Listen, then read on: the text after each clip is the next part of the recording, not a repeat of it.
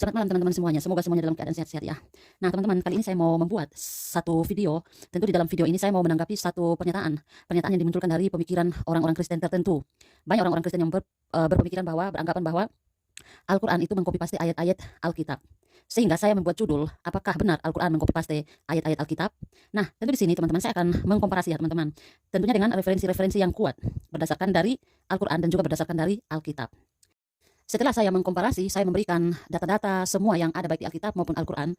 Nanti saudara sendiri yang akan menilai apakah benar sesuai statement orang-orang Kristen tertentu bahwa Al-Quran mengcopy paste Alkitab.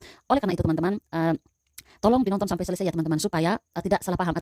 Oleh karena itu teman-teman, di sini saya akan menjabarkan baik dari nama figur-figur yang ada di Alkitab dan Al-Quran, dan juga saya akan mencoba untuk menjabarkan narasi-narasi yang ada di dalam Al-Quran dan juga yang ada di dalam Alkitab. Dan nanti sendiri, saudara sendiri yang akan menilai kira-kira benar tidak apa yang dikatakan oleh orang-orang Kristen tertentu yang mengklaim bahwa Al-Quran itu adalah hasil copy paste dari Alkitab. Pada akhir video nanti saya juga akan memberikan tanggapan, memberikan jawaban saya terkait dengan pernyataan orang-orang Kristen tertentu. Namun sebelum itu teman-teman, tentu saya harus menjabarkan, saya harus menjelaskan bagaimana nama-nama figur yang ada di dalam Alkitab, Al-Quran, dan juga narasi-narasi yang ada di dalam Al-Quran dan juga yang ada di Alkitab ya teman-teman. Jadi tolong disimak, tolong ditonton sampai selesai supaya tidak gagal paham. Di sini saya akan menunjukkan beberapa ayat dari Al-Quran ya teman-teman. Lalu kemudian nanti saya akan mengkomparasi dengan ayat-ayat yang ada di dalam Alkitab. Referensi yang saya pakai adalah Al-Quran Kemenak. Nah, terdapat di dalam surat Al-Baqarah yang ke-31 ya teman-teman, ayat 31. Sebentar saya coba untuk mencari dan saya akan membacakannya. Nah, ini dia di dalam surat Al-Baqarah ayat 31. Di sini tertulis mengatakan bahwa dia mengajarkan kepada Adam nama-nama dalam kurung benda seluruhnya. Kemudian dia memperlihatkannya kepada para malaikat seraya berfirman, "Sebutkan kepadaku nama-nama dalam kurung benda ini jika kamu benar." Kemudian teman-teman, di dalam surat Al-Baqarah ayat yang ke-60. Saudara bisa membuka dan membacakan sendiri ya teman-teman. Ayat yang ke-60. Sabar. Ingatlah ketika Musa memohon curahan air untuk kaumnya, lalu kami berfirman, pukullah batu itu dengan tongkatmu, maka memancarlah darinya batu itu 12 mata air. Setiap suku telah mengetahui tempat minumnya masing-masing. Maka minumlah rezeki yang diberikan Allah, dan janganlah melakukan kejahatan di bumi dengan berbuat kerusakan. Lalu saudara bisa membaca lagi di ayat selanjutnya, ayat 63 Al-Baqarah. Ingatlah ketika kami mengambil janjimu dan kami angkat gunung Sinai di atasmu, dalam kurung seraya berfirman, pegang teguhlah apa yang telah kami berikan kepadamu, dan ingatlah apa yang ada di dalamnya agar kamu bertakwa. Lalu kemudian dalam Al-Baqarah ayat yang ke-37 ya teman-teman, ayat yang ke-37. Sebentar. Nah, ini dia. Saya baca ya. Kemudian Adam menerima beberapa kalimat dari Tuhannya, lalu dia pun menerima tobatnya. Sesungguhnya dialah yang maha penerima tobat, lagi maha penyayang. Kemudian dilanjutkan lagi dalam ayat yang ke-37 ya teman-teman. Ayat yang ke-37. Kemudian Adam menerima beberapa kalimat dari Tuhannya. Kemudian teman-teman bisa melihat dalam surat Al-Imran. Di situ saudara-saudara bisa melihat di layar ini ya teman-teman. Ayat 33, 34. Sesungguhnya Allah telah memilih Adam, Nuh, keluarga Ibrahim, dan keluarga Imran atas seluruh alam dalam kurung manusia pada zamannya masing-masing. Ayat 34, mereka adalah satu keturunan, sebagiannya adalah keturunan dari sebagian yang lain. Allah maha mendengar lagi maha mengetahui. Kemudian masuk lagi di ayat yang ke-38. Di sanalah sekali berdoa kepada Tuhannya, dia berkata, wahai Tuhanku, dan seterusnya. Lalu masuk lagi dalam surat Ali Imran yang ke-39 ya teman-teman.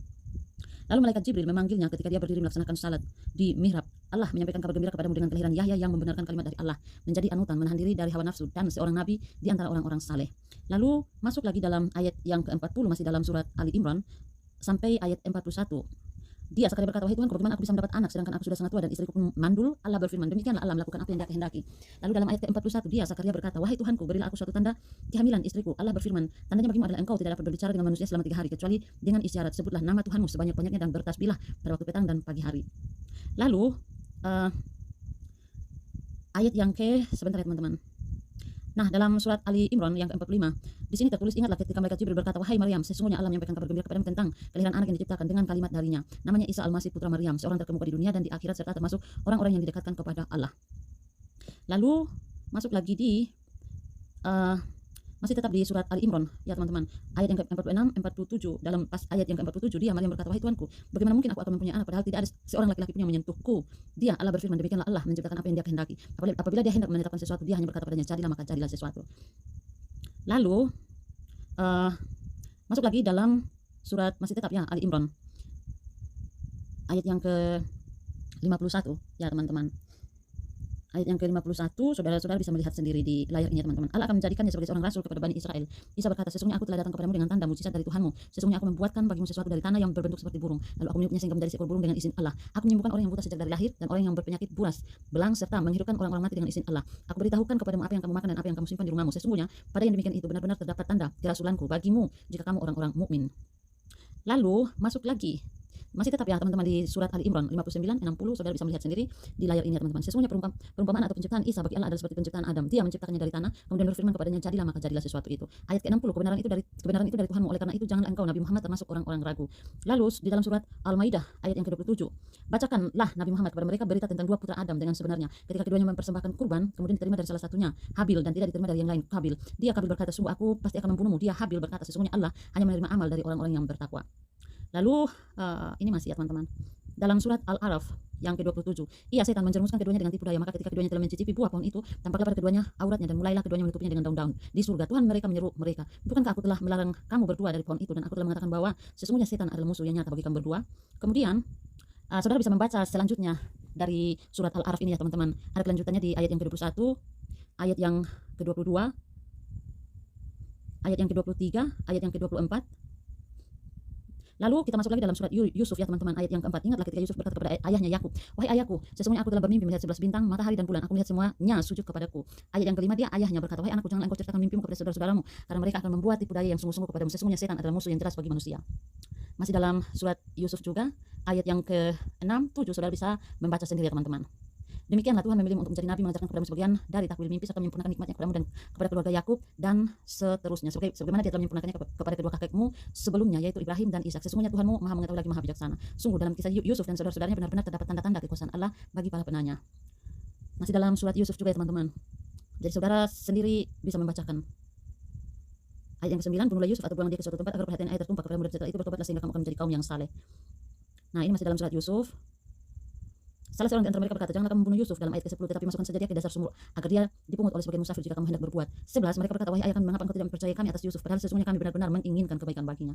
Masuk lagi dalam surat Maryam ayat yang ke-17, 18. Maryam memasang tabir yang melindunginya dari mereka, lalu kami mengutus roh kami Jibril kepadanya, kemudian dia menampakkan diri di hadapannya dalam bentuk manusia yang sempurna. Maryam berkata kepadanya, sesungguhnya aku berlindung kepada Tuhan yang maha pengasih darimu untuk berbuat jahat kepadaku jika kamu seorang yang bertakwa. Masih dalam surat Maryam ayat yang ke-19, 20, Jibril berkata, sesungguhnya aku hanyalah utusan Tuhan untuk memberikan anugerah seorang anak laki-laki yang suci kepadamu. Ayat ke-20, Maryam berkata, bagaimana mungkin aku mempunyai anak laki-laki, padahal tidak pernah ada seorang laki-laki pun yang menyentuhku dan aku bukan seorang pelacur. Masih dalam surat Maryam juga ya teman-teman, ayat yang ke-21, 22, saya membaca ya teman-teman. Jibril berkata, demikianlah Tuhanmu berfirman, hal itu sangat mudah bagiku dan agar kami menjadikannya sebagai tanda kebesaranku bagi manusia dan rahmat dari kami. Hal itu adalah suatu urusan yang sudah diputuskan. Ayat 22, maka Maryam mengandungnya lalu mengasingkan diri bersamanya ke tempat yang jauh. Masih dalam surat Maryam juga ayat yang ke-23, rasa sakit akan melahirkan memaksanya bersandar pada pangkal pohon kurma. Maryam berkata, oh seandainya aku mati sebelum ini dan menjadi seorang yang tidak diperhatikan dan dilupakan selama-lamanya. Ayat ke-24, Jibril berseru kepadanya dari tempat yang rendah, jangan engkau bersedih, sungguh Tuhan telah menjadikan anak sungai di bawahmu. Masih dalam surat Maryam ayat yang ke-25, goyanglah pangkal pohon kurma itu ke arahmu, niscaya pohon itu akan menjatuhkan buah kurma yang masak kepadamu. Ayat ke-26, maka minum dan bersukacitalah engkau jika engkau melihat seseorang, katakanlah, sesungguhnya aku telah bernazar puasa bicara untuk Tuhan yang maha pengasih, oleh karena itu aku tidak akan berbicara dengan siapapun pada hari ini. Masih dalam surat Maryam juga ayat 27-28, Maryam membawa bayi itu kepada kaumnya dengan menggendongnya mereka. Kaumnya berkata, wahai Maryam, sungguh engkau benar-benar telah membawa sesuatu yang sangat mungkar. Ayat yang ke-28, wahai saudara perempuan Harun, Maryam, ayahmu bukan seorang yang berperangai buruk dan ibumu bukan seorang perempuan pesina. Nah saudara bisa melihat ya ayat-ayat yang saya lampirkan di sini ya teman-teman. Masih dalam surat Maryam 28, 29, 30. Silakan baca ya teman-teman. Oke. Dari beberapa ayat-ayat Al-Quran yang saya sudah tunjukkan kepada teman-teman semua, di situ terdapat ada kesamaan nama-nama figur ya, baik yang ada di Alkitab maupun yang ada di Al-Quran. Seperti nama Adam, Nuh, keluarga Ibrahim, Imran, Zakaria, malaikat Jibril, maksudnya Yahya, Maryam, Isa Al-Masih, Habil, maksudnya Habil, Kabil itu kan putra Adam. Lalu Yusuf, Yakub, Harun. Ada beberapa kesamaan nama ya teman-teman, tetapi ada juga yang beberapa nama yang tidak sama ya teman-teman. Ada satu dua yang tidak sama. Pertanyaannya adalah, kenapa nama figur-figur di dalam Alkitab ada di dalam Quran? Tentu kan kita berpikir, kita memiliki Allah yang berbeda ya teman-teman. Tetapi permasalahannya, kenapa nama-nama figur yang ada di dalam Alkitab itu sama dengan nama-nama yang ada di dalam Al-Quran? Dan juga ada sebagian narasi yang ada di dalam Al-Quran, itu narasinya itu sama dengan yang ada di dalam Alkitab. Tetapi aneh juga, kenapa saya bilang aneh? Karena ada juga beberapa perbedaan dari narasi yang ada di dalam Al-Quran dan juga yang ada di dalam Alkitab ya teman-teman. Lalu contoh misalnya nama Yahya. Kalau kita melihat dari terjemahan Alkitab ya teman-teman, maka dapat diartikan nama Yahya itu sama dengan nama Yohanes, atau nama John itu sama dengan nama Yohanes. Contoh misalnya dalam terjemahan baru Yohanes itu ditulis Yahya, itu kan ditulis Yohanes. Lalu Abu John, King James Version itu ditulis John, FAYH itu ditulis Yohanes, ASV itu ditulis John, AYT itu ditulis Yohanes. Terus terjemahan lama ditulis Yahya. Dan juga ya teman-teman, misalnya nama Maryam. Maryam di sini adalah saudara Harun. Maryam yang dimaksud yang ada di dalam Al-Quran itu adalah Maryam saudara Harun. Pertanyaannya, apakah Maryam adalah Maria? Maria yang dimaksud adalah Maria ibu Yesus Kristus. Kalau kita lihat dari terjemahan-terjemahan nama ya teman-teman, ditemukan nama Maria, misalnya dalam terjemahan baru itu ditulis Maria. Lalu kemudian terjemahan Abu, King James Version, ASV itu ditulis Mary. Tulisannya MARY. Ya di situ tidak pakai huruf AM ya teman-teman. Tetapi kalau kita lihat lagi dalam terjemahan AYT itu ditulis Maria. Terjemahan lama itu ditulis Maryam. Nah, ini hal yang sama dengan terjemahan nama Yahya, kemudian nama Jibril, itu kan dari terjemahan-terjemahan lama semua.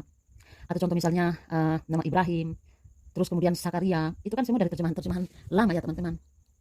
Jadi menurut saya terkait nama-nama figur yang ada di dalam Alkitab ya teman-teman, saya menyimpulkan bahwa kesamaan nama tokoh yang ada di dalam Alkitab dengan yang ada di dalam Al-Quran itu adalah sama teman-teman. Tetapi bagaimana dengan narasi-narasi yang ada dalam Al-Quran? Sedangkan saya pribadi tadi kan sudah menunjukkan ayat-ayat yang ada di dalam Al-Quran ya teman-teman. Nah, hasil komparasi saya ya teman-teman, di situ terdapat banyak kesamaan narasi, tetapi ada keanehannya, ada beberapa bagian narasi juga yang tidak sama. Di sini tentulah muncul beberapa pertanyaan dalam pikiran saya teman-teman ya. Pertanyaannya adalah, kalau namanya sama, artinya nama-nama figurnya sama, tentu orang dan ajarannya pun itu harus sama. Mengapa teman-teman? Karena tidak mungkin satu orang yang sama atau satu pribadi yang sama, lalu ajarannya beda-beda. Tetapi juga teman-teman, di sini muncul juga keanehan. Anehnya apa ya teman-teman? Ajarannya bisa juga beda kalau orangnya berbeda. Jadi kesimpulan saya adalah nama Isa termasuk nama figur-figur yang ada di dalam Al-Quran itu memiliki kesamaan nama. Itu fakta ya teman-teman. Tetapi faktanya juga adalah orangnya atau pribadinya itu berbeda teman-teman. Kenapa? Karena ada sebagian narasi yang berbeda walaupun ada sebagian yang sama. Menurut saya dapat dikatakan sama kalau ajarannya sama, alias tidak antitesis atau kontras ya teman-teman. Dalam arti Injil yang kita pegang dengan Injil yang mereka maksudkan itu adalah sama. Tapi kalau mereka maksudnya Injil yang mereka maksudkan itu beda, artinya clear. Kenapa saya bilang clear? Karena Injil yang mereka maksud dan yang kita pegang atau yakini itu berbeda teman-teman. Artinya Yesus bukanlah Isa. Ini jelas sesuatu yang bisa terjadi teman-teman. Kenapa? Karena sebagaimana dalam Alkitab kita ya teman-teman, di dalam kitab 2 Korintus pasal 11 ayat 4 saudara bisa membacakan sendiri, atau misalnya dalam kitab Galatia 1 ayat 6 sampai 10. Nah, pertanyaannya adalah bagaimana kita dapat membedakan Injil yang asli dan palsu? Jawabannya adalah dari pengajaran-pengajaran yang mereka sampaikan. Apakah pengajaran mereka kontras, antitesis dengan yang ada di dalam Alkitab atau tidak? Oke, saya sudah menunjukkan ayat-ayat dari Al-Quran ya teman-teman. Saya juga sudah menjelaskan beberapa bagian tadi.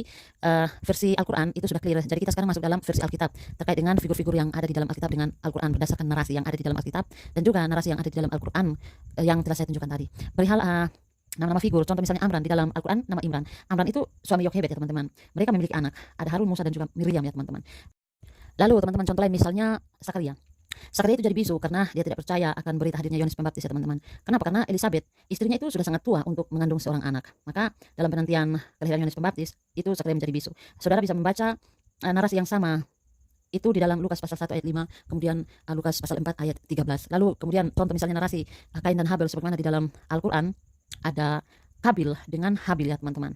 Nah, kalau dalam versi Alkitab Kain dan Habel itu narasinya memang sama teman-teman, tetapi ada sebagian yang berbeda. Jadi dalam versi Alkitab Kain dan Habel itu anak pertama Adam dan Hawa. Mereka atau Kain dan Habel ini dilahirkan setelah manusia jatuh dalam dosa. Kain membunuh pertama kali terhadap saudaranya setelah Allah tolak korbannya, tetapi menerima korban Habel. Habel itu adalah seorang penggembala ternak dan Kain itu seorang petani. Saudara bisa membaca dalam Kejadian pasal 4 ayat 1 sampai 17. Pada waktu itu mereka mempersembahkan kurban kepada Allah. Kain mempersembahkan buah-buahan, gandum dan padi atau hasil buminya lah. Kemudian Habel dia mempersembahkan domba yang gemuk, anak domba. Nah, pertanyaannya adalah mengapa persembahan Kain ditolak tetapi menerima persembahan Habel? Jawabannya karena Habel beriman dan Kain tidak beriman. Saudara bisa membandingkan dalam kitab Ibrani pasal 11 ayat 6. Lalu kemudian alasan kedua, kan Habel hidup baik, Kain hidup jahat. Kemudian Habel memberikan yang terbaik, tetapi Kain dia asal-asalan memberikan. Dosa-dosa Kain adalah marah. Saudara bisa membaca dalam ayat yang kelima. Lalu dalam ayat yang ke-6 sampai 7 Kain mengabaikan teguran Tuhan. Kemudian dalam ayat yang ke-8 Kain membunuh Habel. Lalu dosa-dosanya yang lain adalah dalam ayat yang ke-9 berdusta. Ia berdusta atau melawan Tuhan. Kain marah karena iri hati. Ia kehilangan sukacita, ia mencari muram. Hukuman terhadap Kain adalah ia dikutuk. Dalam ayat yang ke-11 saudara bisa membaca, kemudian tanah tidak memberikan hasil yang baik dalam ayat ke-12, dan hukuman yang ketiga itu adalah pelarian dan pengembara, ayat yang ke-12. Di sini artinya Kain tidak akan aman dimanapun juga. Lalu contoh narasi lain lagi ya teman-teman yang ada dalam Al-Quran dan juga Alkitab sebagaimana di dalam Al-Quran tadi ada tertulis Musa dalam gunung Sinai. Nah, versi Alkitab ya teman-teman, perjanjian Musa itu adalah perjanjian berkondisi antara Allah dan bangsa Israel yang dibuat di gunung Sinai. Saudara bisa membaca sendiri dalam Keluaran pasal 19 ya teman-teman, sampai yang ke-24. Tuhan menampakkan diri di gunung Sinai. Nah, ini dia, saudara bisa membaca sendiri. Nah, perjanjian Musa ini itu dijuluki sebagai perjanjian Sinai. Pada waktu perjanjian itu Allah mengingatkan umatnya akan tanggung jawab mereka untuk mematuhi hukumnya. Saudara bisa baca dalam Keluaran pasal 19 ayat yang ke-5 ya teman-teman. Dan umat menyetujui perjanjian itu ketika mereka seruan mereka itu adalah segala yang difirmankan Tuhan akan kami lakukan. Kejadian Keluaran 19 ayat yang ke-8 teman-teman. Nah, fungsi perjanjian itu untuk memisahkan bangsa Israel dari bangsa-bangsa lain sebagai umat pilihan Allah. Perjanjian Musa adalah perjanjian yang sangat penting dalam sejarah keselamatan Allah dan dalam sejarah bangsa Israel yang telah dipilih Allah untuk memberkati dunia, baik melalui firman-Nya yang tertulis maupun firman yang hidup, yaitu Yesus Kristus. Perjanjian Musa itu berpusat pada ke-10 hukum Allah yang diberi Allah kepada Musa di Gunung Sinai. Nah, di dalam perjanjian ini teman-teman, Allah berjanji membuat Israel kerajaan imam dan bangsa yang kudus. Itu janjinya teman-teman. Saudara bisa baca dalam Keluaran pasal 19 ayat yang ke-6. Kamu akan menjadi bagiku kerajaan imam dan bangsa yang kudus. Inilah semuanya firman yang harus kau katakan kepada orang Israel. Israel dimaksud menjadi terang Allah di tengah kegelapan di sekitar mereka. Mereka dipanggil untuk memisahkan diri supaya semua orang di antara mereka akan tahu bahwa mereka menyembah Yahweh, YHWH. Allah menepati perjanjiannya. Ini penting saudara-saudara. Kenapa? Karena di dalamnya itu Israel menerima hukum Musa yang menunjuk pada kedatangan Kristus. Saudara bisa membaca dalam Galatia pasal 3 ya teman-teman. Galatia pasal 3 ayat 24 sampai pasal yang ke-25. Sebentar ya, saya cari ayatnya dulu. Galatia pasal 3 ayat 24 sampai yang ke-25. Jadi hukum Taurat adalah penuntun bagi kita sampai Kristus datang supaya kita dibenarkan karena iman. Lalu ayat yang ke-25, sekarang iman itu telah datang, karena itu kita tidak berada lagi di bawah pengawasan penuntun. Jadi hukum Musa itu akan mengungkapkan keberdosaan manusia dan kebutuhan manusia akan juru selamat, dan ialah hukum Musa yang dibahas Kristus sendiri yang akan digenapi dalam Matius 5 ayat 17. Saya bukakan ayatnya teman-teman. Janganlah kamu menyangka bahwa aku datang untuk meniadakan hukum Taurat atau kitab para nabi. Aku datang bukan untuk meniadakannya, melainkan untuk menggenapinya. Dan tentu kita tahu bahwa ini telah digenapi Kristus ya teman-teman. Ini pun merupakan poin penting saudara-saudara. Kenapa? Karena ada sebagian orang yang begitu terkecoh karena mempercayai bahwa dengan memelihara atau mentaati hukum Taurat itu dapat menyelamatkan orang-orang pada zaman itu, pada era itu ya teman-teman. Tetapi Alkitab menegaskan bahwa keselamatan itu hanya melalui iman yang telah dibuat oleh Allah kepada Abraham sebagai bagian dari perjanjian Abraham yang masih tetap berlaku di atas mereka ya teman-teman. Saudara bisa membuka kembali dalam Galatia pasal 3 ayat 16 sampai 18. Galatia pasal 3. Saya bacakan ya. Adapun kepada Abraham diucapkan segala janji itu dan kepada keturunannya, tidak dikatakan kepada keturunan-keturunannya seolah-olah dimaksud banyak orang, tetapi hanya satu orang dan kepada keturunanmu yaitu Kristus. Maksudku ialah janji yang sebelumnya telah disahkan Allah tidak dapat dibatalkan oleh hukum Taurat yang baru terbit 430 tahun kemudian, sehingga janji itu hilang kekuatannya. Sebab jikalau apa yang ditentukan Allah berasal dari hukum Taurat, ia tidak berasal dari janji, tetapi justru oleh janji Allah telah menganugerahkan kasih karunia-Nya kepada Abraham. Jadi perjanjian Musa itu dikenal sebagai perjanjian lama. Saudara bisa membaca dalam 2 Korintus 3 ayat 14, Ibrani 8 ayat 6 dan 13. 2 Korintus pasal 3 ayat 14 teman-teman. Yesus Kristus telah membuat ini supaya di dalam Dia berkat Abraham sampai kepada bangsa-bangsa lain, sehingga oleh iman kita menerima roh yang telah dijanjikan itu. Kemudian saudara bisa membacakannya lagi dalam Ibrani pasal 8 ayat yang ke-6. Tetapi sekarang ia telah mendapat suatu pelayanan yang jauh lebih agung, karena ia menjadi pengantara dari perjanjian yang lebih mulia yang didasarkan atas janji yang lebih tinggi. Nah, ini semua ya teman-teman telah diganti oleh perjanjian baru ya, tentunya di dalam Kristus. Saudara bisa membaca dalam kitab Lukas pasal 22 ayat yang ke-20. Demikian juga dibuatnya dengan cawan. Sesudah makan ia berkata, cawan ini adalah perjanjian baru oleh darahku yang ditumpahkan bagi kamu. Saudara juga bisa baca dalam 1 Korintus 11 ayat 25. 1 Korintus, sebentar teman-teman. 1 Korintus 11 ayat 25. Demikian juga ia mengambil cawan sesudah makan lalu berkata, cawan ini adalah perjanjian baru yang dimateraikan oleh darahku. Berbuatlah ini setiap kali kamu meminumnya menjadi peringatan akan aku. Kemudian dalam 2 Korintus 3 ayat 6. Ialah membuat kami juga sanggup menjadi pelayan-pelayan dari suatu perjanjian baru yang tidak terdiri dari hukum yang tertulis, tetapi dari roh, sebab hukum yang tertulis mematikan, tetapi roh menghidupkan. Lalu saudara bisa baca lagi dalam Ibrani pasal 8 ayat 8. Ibrani 8 ya teman-teman. Sebab ia menegur mereka ketika ia berkata, sesungguhnya aku datang waktunya, demikianlah firman Tuhan, aku akan mengadakan perjanjian baru dengan kaum Israel dan dengan kaum Yehuda. Lalu ayat yang ke-13 lagi, oleh karena ia berkata tentang perjanjian yang baru, ia menyatakan yang pertama sebagai perjanjian yang telah menjadi tua, dan apa yang telah menjadi tua dan usang telah dekat kepada kemusnahannya. Saudara bisa baca lagi dalam Ibrani pasal 9 ayat 15. Karena itu ia adalah pengantara dari suatu perjanjian yang baru supaya mereka yang telah terpanggil dapat menerima bagian kekal yang dijanjikan, sebab ia telah mati untuk menebus pelanggaran-pelanggaran yang telah dilakukan selama perjanjian yang pertama. Lalu dalam Ibrani pasal 12 ayat yang ke-24, maaf ya teman-teman, suara saya, tenggorokan saya gatal teman-teman, maaf ya. Lalu saudara bisa baca lagi dalam Ibrani pasal 12 ayat 24 ya teman-teman. Sampai saya. Dan kepada Yesus pengantara perjanjian baru, dan kepada darah pemercikan yang berbicara lebih kuat daripada darah Habel. Nah, saya sudah menunjukkan ayat-ayat ya teman-teman, untuk teman-teman bisa melihat, teman-teman bisa membandingkan tentang apa yang sudah saya sampaikan tentang perjanjian Musa di Gunung Sinai ini ya teman-teman, atau atau dalam istilahnya itu perjanjian lama ya teman-teman.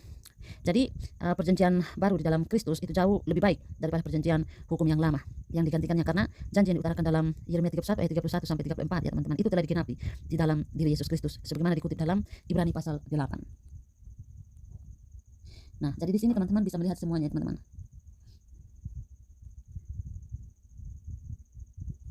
Ada kutipan-kutipannya ya teman-teman. Ini telah digenapi oleh Yesus Kristus ya teman-teman, di dalam nubuatan Nabi Yeremia yang ada dalam Yeremia pasal 31 ayat 31 sampai 34. Sesungguhnya aku datang waktunya, demikianlah firman Tuhan, aku akan mengadakan perjanjian baru dengan kaum Israel dan kaum Yehuda. Saudara bisa membaca sampai ayat yang ke-34 ya teman-teman. Jadi saya sudah menjabarkan, saya sudah menjelaskan semua ya teman-teman, baik dari nama figur yang ada di Al-Quran, Alkitab, dan saya juga sudah menjelaskan, saya sudah mengkomparasi narasi-narasi yang ada di dalam Alkitab dan juga yang ada di dalam Al-Quran. Saya juga sudah menunjukkan ayat-ayatnya ya teman-teman, baik yang dari Al-Quran maupun yang dari Alkitab. Jadi pertanyaannya adalah, apakah di sini Al-Quran mengcopy paste Alkitab sesuai dengan statement orang-orang Kristen tersebut? Jadi menurut saya teman-teman, Al-Quran tidak mengcopy paste Alkitab. Kenapa saya bilang begitu teman-teman? Karena sekalipun ada kesamaan nama ya teman-teman, karena nama bisa saja sama, tetapi pengajarannya belum tentu sama. Dapat dikatakan sama ya teman-teman kalau semua pengajarannya itu sama 100%. Artinya di situ tidak ada yang kontras, alias antitesis ya teman-teman. Nah, sesuai data-data yang sudah saya tunjukkan, di mana ada bagian-bagian narasi tertentu yang memang sama, dan juga ada narasi tertentu yang memang tidak sama. Jelas sangat berbeda ya teman-teman. Karena kalau sama, atau misalnya mereka mengcopy paste ayat-ayat Alkitab ya teman-teman, maka tidak mungkin ada perbedaan. Perbedaan dalam hal apa? Tidak mungkin ada perbedaan Allah ya teman-teman. Otomatis Allah yang disembah itu harus sama. Dapat dikatakan sama, atau dapat dikatakan iman yang sama kalau ajarannya itu benar-benar 100% sama, dan Allah yang disembah pun itu 100% sama. Tetapi fakta yang kita lihat, iman mereka dan iman kita berbeda. Bahkan kita menyembah bukan Allah yang sama. Otomatis sekalipun nama-nama figur yang ada di dalam Al-Quran sama dengan yang ada di dalam Alkitab, atau yang ada di dalam Alkitab sama dengan yang ada di Al-Quran, itu tidak bisa dikatakan bahwa pengajaran atau narasi-narasi yang ada dalam Al-Quran itu sama dengan yang ada di dalam Alkitab. Tidak bisa saudara-saudara. Kenapa? Karena tidak 100% ya teman-teman. Memang benar ada sebagian yang sama, tetapi ada juga sebagian yang tidak sama. Jelas di situ saya menyimpulkan bahwa Al-Quran itu tidak mengcopy paste Alkitab. Jadi pertanyaannya adalah, apakah di sini Al-Quran mengcopy paste Alkitab?